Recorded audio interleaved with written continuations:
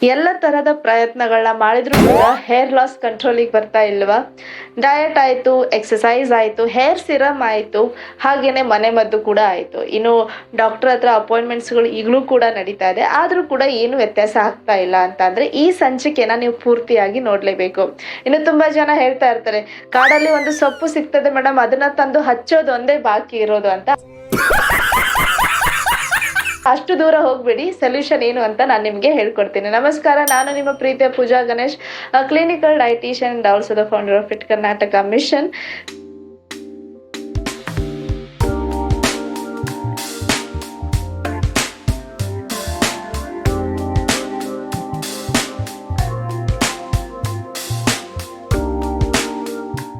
So hair ಫಾಲ್ಗೆ 5 major ಪಾಯಿಂಟ್ಸ್ಗಳನ್ನ ನಾನು ನಿಮಗೆ ಇವತ್ತು ಹೇಳ್ತೀನಿ. ಆ್ಯಂಡ್ ಈ 5 ಮೇಜರ್ ಪಾಯಿಂಟ್ಸ್ಗಳಿಗೆ ಕಾರಣ ಏನು, ಸೊಲ್ಯೂಷನ್ ಏನು, ಇದನ್ನು ಕೂಡ ನಾನು ಹೇಳ್ತಾ ಇದ್ದೀನಿ. ಸೊ ತುಂಬಾ ಸಮಯ ವೇಸ್ಟ್ ಮಾಡೋದಿಲ್ಲ. ಮೊದಲೇ ಪಾಯಿಂಟ್ ಬಂದ್ಬಿಟ್ಟು ನ್ಯೂಟ್ರಿಷನಲ್ ಡೆಫಿಷಿಯನ್ಸಿ.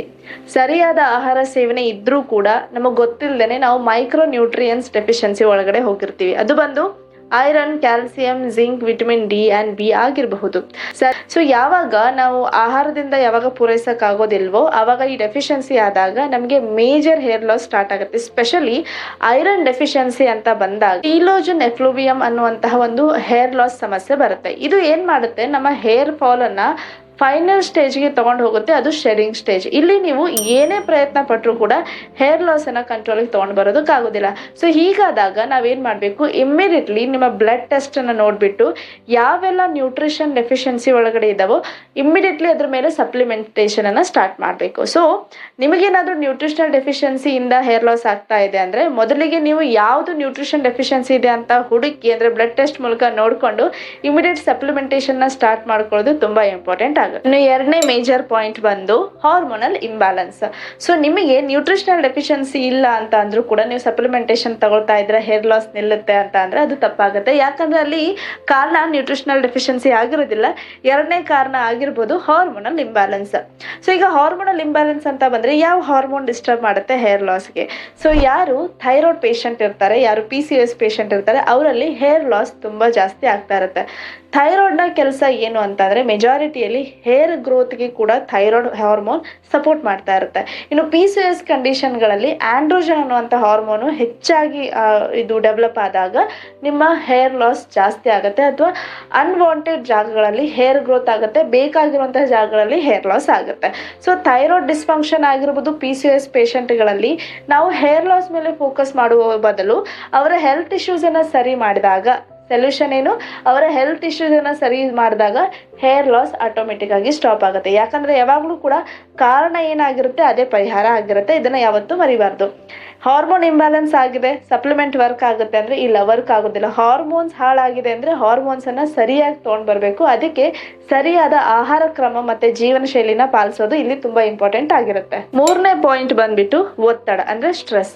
ನೀವ್ ಯಾವಾಗ ಅತಿರೇಕವಾಗಿ ಒತ್ತಡಕ್ಕೆ ಒಳಗಾಗಿರ್ತೀರೋ ನಿಮ್ಮ ದೇಹದಲ್ಲಿ ಹಾರ್ಮೋನ್ ಇಂಬ್ಯಾಲೆನ್ಸ್ ಆಗುತ್ತೆ. ಆ ಹಾರ್ಮೋನ್ ಹೆಸರು ಬಂದ್ಬಿಟ್ಟು ಕಾರ್ಟಿಸೋಲ್. ಈ ಒತ್ತಡ ಅನ್ನೋದು ಕೇವಲ ಮಾನಸಿಕ ಸ್ಥಿತಿಗೆ ಅಷ್ಟೇ ಸಂಬಂಧ ಪಡೋದಿಲ್ಲ, ದೈಹಿಕ ಸಮಸ್ಯೆಗೂ ಕೂಡ ಅಷ್ಟೇ ಇಂಪ್ಯಾಕ್ಟ್ ಆಗುತ್ತೆ. ಇನ್ನು ಒತ್ತಡದಲ್ಲಿ ಸುಮಾರು ರೀತಿಯ ಒತ್ತಡಗಳಿದಾವೆ, personal, professional, financial.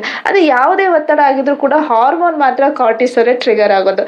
So cortisol hormone ತುಂಬಾ ವೇರಿಯೇಷನ್ ಆದಾಗ ಹಾರ್ಮೋನ್ ಇಂಬ್ಯಾಲೆನ್ಸ್ ಆಗೇ ಆಗುತ್ತೆ.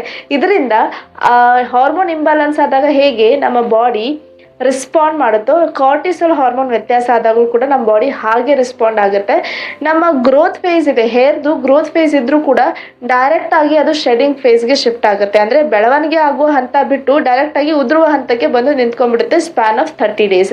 ಸೊ ಹೀಗಾಗಿ ನಿಮ್ಮ ಜೀವನದಲ್ಲಿ ಏನಾದ್ರೂ ಒತ್ತಡ ಇದೆ ಅಂತ ಅನ್ಕೊಳ್ಳಿ, ಅಂಡ್ ಒತ್ತಡ ಕಡಿಮೆ ಮಾಡ್ಕೊಳ್ಳದೆ ನೀವು ಬರೀ ಮೆಡಿಸನ್ ಅನ್ನ, ಡಾಕ್ಟರ್ಸ್ಗಳನ್ನ ಚೇಂಜ್ ಮಾಡ್ತಾ ಇದ್ದೀರಾ ಅಂದ್ರೆ ಅದು ಸಾಧ್ಯ ಆಗೋದಿಲ್ಲ. ಸೊ ಹೇರ್ ಲಾಸ್ ಅಲ್ಲಿ ಮೂರನೇ ಪಾಯಿಂಟ್ ಬಂದು ಒತ್ತಡ ಆಗಿರುತ್ತೆ. ನೀವು ಒತ್ತಡದಿಂದ ಹೊರಗಡೆ ಬರ್ಬೇಕಂದ್ರೆ ಏನ್ ಮಾಡ್ಬೇಕು, ಯಾವ ಕಾರಣಕ್ಕೆ ಒತ್ತಡ ಬರ್ತಾ ಇದೆ ಆ ಸಮಸ್ಯೆಯಿಂದ ಹೊರಗಡೆ ಬರೋದಕ್ಕೆ ಸೊಲ್ಯೂಷನ್ಸ್ ಗಳನ್ನ ಹುಡುಕಿ. ಅಂಡ್ ಅದಷ್ಟೇ ಅಲ್ಲದೆ ಮೆಡಿಟೇಷನ್ ಆಗಿರ್ಬೋದು, ಯೋಗಾಭ್ಯಾಸ ಆಗಿರ್ಬೋದು, ಹಾಗೆಯೇ ನಿಮ್ಮನ್ನ ನೀವು ಖುಷಿ ಇಟ್ಕೊಳ್ಳಿಕ್ಕೆ ಯಾವೆಲ್ಲ ಆಕ್ಟಿವಿಟೀಸ್ ಗಳಲ್ಲಿ ತೊಡಗಬಹುದು, ಅವೆಲ್ಲ ಆಕ್ಟಿವಿಟೀಸ್ ಗಳಲ್ಲಿ ತೊಡಗಿದಾಗ ಪ್ರತಿಶತ 25ರಷ್ಟು ಅಂದರೆ ಶೇಕಡ 25ರಷ್ಟು ನಿಮ್ಮ ಒತ್ತಡ ಕಡಿಮೆ ಆಗುತ್ತೆ. 25% ಅಷ್ಟು ಹೇರ್ ಲಾಸ್ ಕೂಡ ಕಡಿಮೆಗೆ ಬರುತ್ತೆ. ಇನ್ನು 4ನೇ ಪಾಯಿಂಟ್ ಬಂದ್ಬಿಟ್ಟು over use of hair products. ಕೂದಲು ಉದುರ್ತಾ ಇದೆ, ಎಣ್ಣೆ ಬದಲಾಯಿಸೋದು, ಕೂದಲು ಉದುರ್ತಾ ಇದೆ, ಶಾಂಪೂ ಬದಲಾಯಿಸೋದು.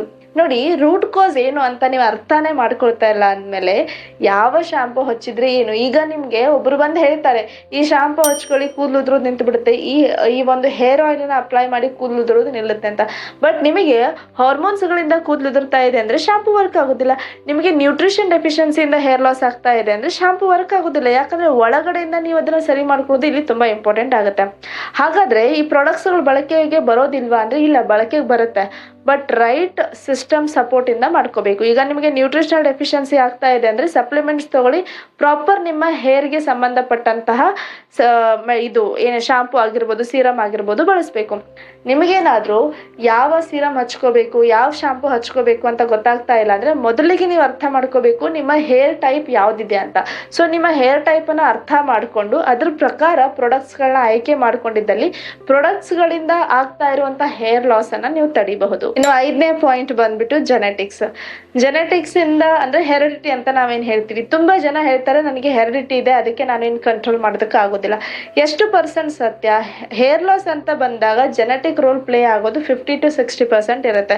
ಇದ್ರ ಅರ್ಥ ಏನಂದ್ರೆ ನಿಮ್ಮ ಪೇರೆಂಟ್ಸ್ ಹೇಗೆ ಹೇರ್ ಲಾಸ್ ಆಗಿತ್ತು ನಿಮ್ದು ಹಾಗೆ ಆಗುತ್ತೆ ಅಂತ ಅರ್ಥ. ಹಾಗಿದ್ರೆ ಇದನ್ನ ಕಂಟ್ರೋಲಿಗೆ ತಗೊಂಡ್ ಬರೋದಕ್ಕೆ ಆಗೋದಿಲ್ವಾ ಅಂದ್ರೆ ಎಸ್, ತಗೊಂಡ್ ಬರ್ಬೋದು, ಬಟ್ ಕಂಪ್ಲೀಟ್ ಆಗಿ ರಿವರ್ಸ್ ಮಾಡೋದಕ್ಕೆ ಸಾಧ್ಯ ಇಲ್ಲ. ಫಾರ್ ಎಕ್ಸಾಂಪಲ್ ನನ್ನ ಪೇರೆಂಟ್ಸ್ ಈಗ 30 ಏಜ್ಗೆ ಹೇರ್ ಬಾಲ್ಡ್ ಆಗಿದೆ ಅಂತಂದ್ರೆ ನನಗೂ ಕೂಡ 30ಗೆ ನನ್ನ ಬಾಡಿ ಪ್ರಿಪೇರ್ ಮಾಡುತ್ತೆ ಹೇರ್ ಅನ್ನ ಪೂರ್ತಿ ಕಳ್ಕೊಳ್ಳೋದಕ್ಕೆ. ಆದ್ರೆ ನನ್ನ ಸ್ವಂತ ಪ್ರಯತ್ನದಿಂದ ನಾನು 30ಗೆ ಆಗುವಂತಹ ಪರಿಸ್ಥಿತಿನ 40ಗೆ ತೊಗೊಂಡು ಹೋಗ್ಬೋದು, ಮ್ಯಾಕ್ಸ್ ಟು ಮ್ಯಾಕ್ಸ್ 50ಗೆ ತೊಗೊಂಡು ಹೋಗ್ಬೋದು.